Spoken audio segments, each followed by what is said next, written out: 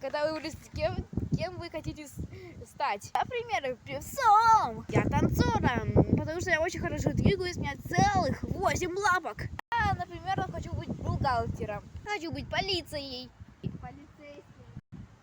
Извини, да, полицейским. Я хочу быть медсестричкой. Ой, голос поменялся. Это от меня. Я буду психологом. Ну да, тебе подойдет, потому что ты такой уверенный и такой...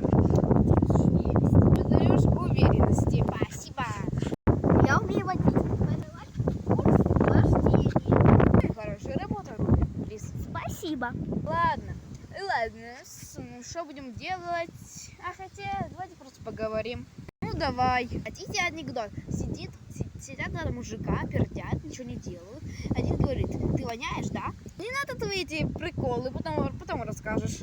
Ну не надо, пожалуйста. Ну, не очень просить смешно.